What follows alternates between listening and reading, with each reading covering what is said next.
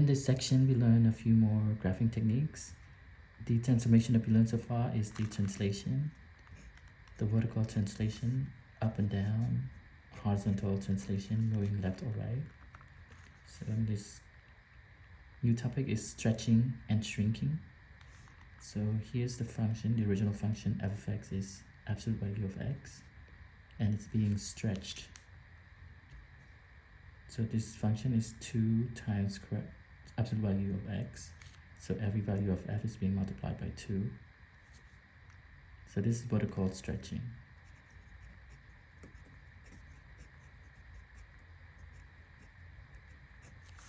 And in this case, the function f of x, absolute value of x, is being compressed by 1/2. So this function is h of x 1/2 absolute value of x. So every value of f is being divided by 2. So this is what is called shrinking.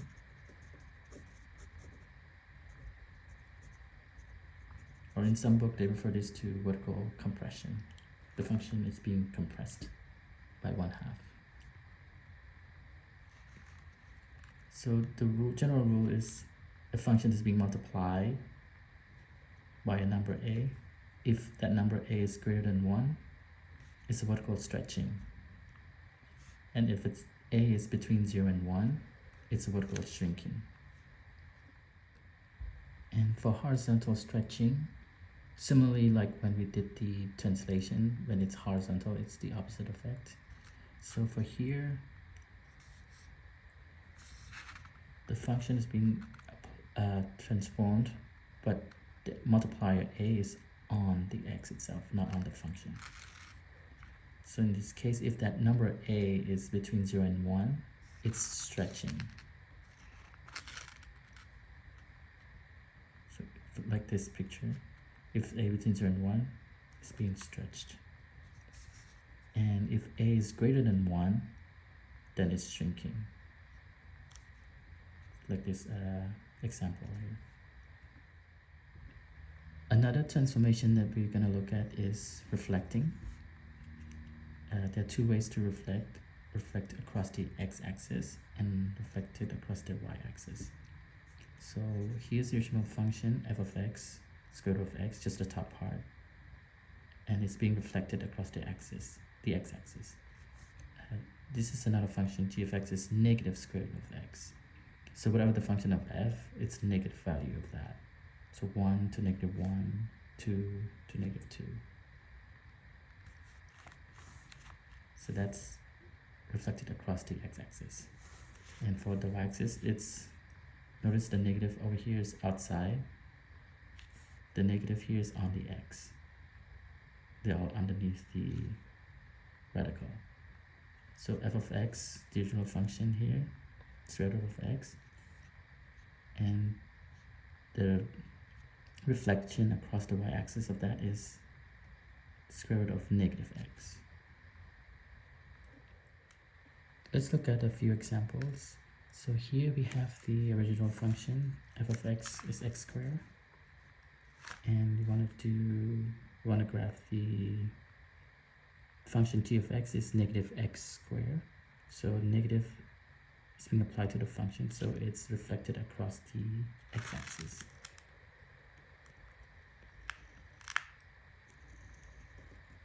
So this would be graph of g of x, negative x squared.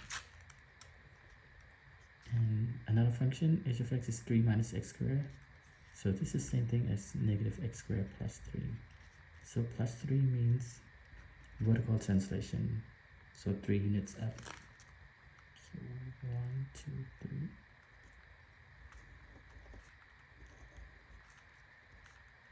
So this is the function h of x is 3 minus x squared. Here we have a function, f of x is square root of x minus 3, and we want to graph g of x, square root of minus x minus 3. So the only difference is the minus on the x. So that means it's a reflection across the y-axis. So 3 reflected across the y-axis would be minus 3.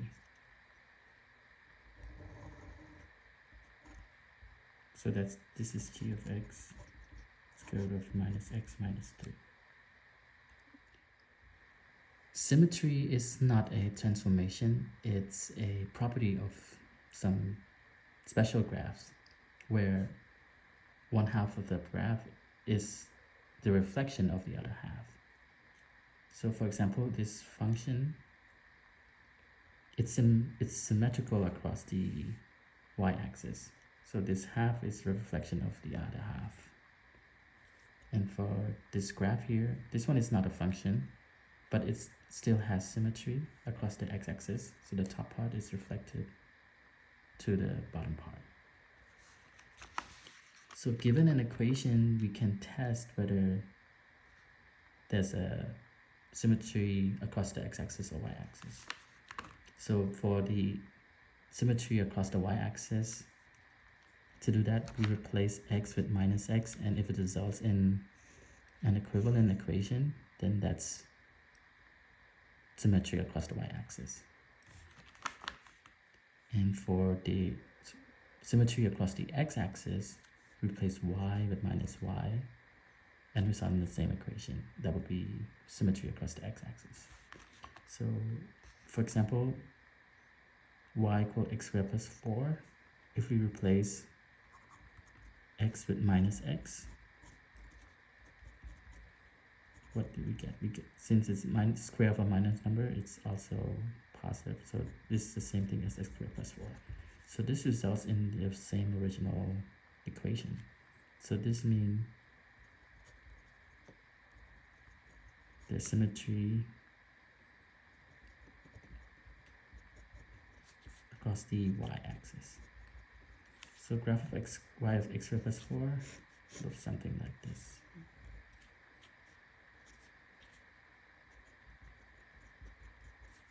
So it has symmetry across the y-axis. So here x is y squared minus 3. And here if we replace y with minus y, we would get the same, because minus y, the whole thing square, is the same thing as y squared. So in this case, there would be symmetry across the x-axis. So the graph of this looks something like this.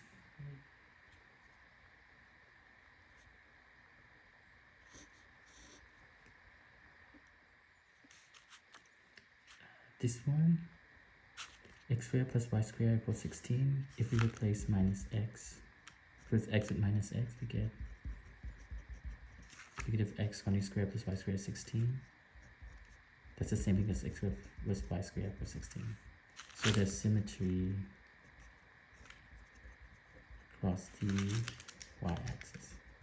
But if you notice, the square is also on the y. So if you replace the y with minus y, you also get the same original function equation.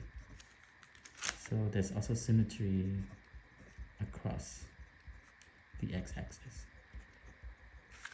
So this equation has symmetry, both symmetry, y-axis and x-axis.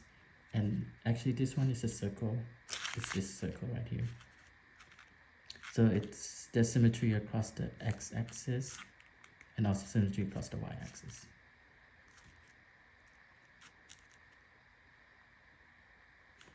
And this one here is actually 2x plus y equals 4 is this line here. We notice there's no symmetry, but we can also test it. So if we were to replace x with minus x, we get negative 2x plus y equals 4. So this is not the same as the original equation. So there's no symmetry across the y-axis there.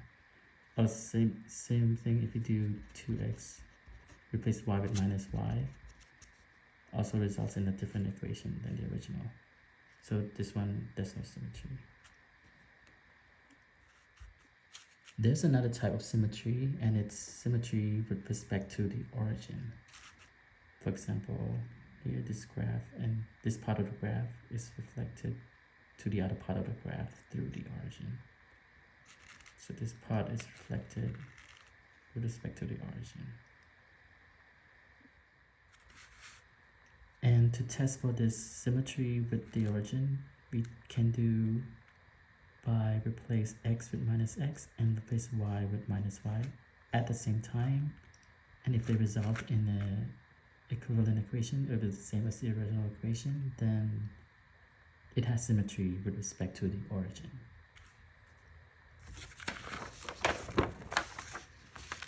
So for example, this is the circle that we see earlier.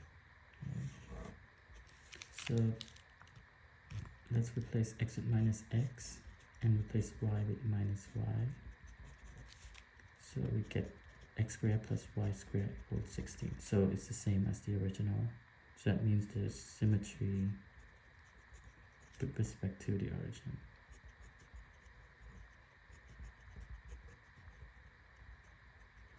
So every point here, there's a reflected across the origin. So the circle is special, it has reflection across the x-axis, y-axis, and the origin. Here we have equation y equals x cubed. Here's the graph, y equals x cubed. It does have symmetry across the origin. So if we replace y with minus y and x with minus x, so we get minus y equal to negative x cubed, because negative and the cubic power, it's still negative. And then we can divide both sides by -1, we get y equals to x cubed. So it's the same as the original. So it does have symmetry across the origin. There are two special types of functions, even and odd functions. Even function will have symmetry across the y-axis. So it could look something like this. And odd function has symmetry across the origin. It could look something like this. So even function has this property, f of negative x is the same thing as f of x. And for odd function, f of negative x is the negative of f of x. Let's look at a few examples. Let's see whether this function is even, odd, or neither. So we can test that by find f of negative x. So f of negative x would be 8 times negative x to the 4th minus 3 times negative x squared plus 1. So since it's negative and it's an even power, so we can simplify that to 8x to the 4th minus 3x squared plus 1. So we get f of negative x is the same thing as the original function. Therefore, f is even. So this also means that the graph of f should have symmetry across the y-axis. So it probably can look something like this. So f of x is 6x cubed minus 9x. Let's test f of minus x. 6 times minus x cubed minus 9 times minus x. So here, this simplified to negative 6x cubed, and this becomes plus 9x. So this one, we can see it's the opposite, right? Positive, negative, negative, positive. So we take out the negative, we get 6x cubed minus 9x, which means that f of negative x is negative of f of x. So that means f is odd. So the graph of f should have a symmetry across the origin.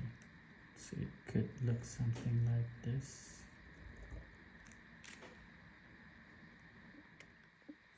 F of x, 3x squared plus 5x. Let's test f of negative x is 3 times negative x squared plus 5 times negative x.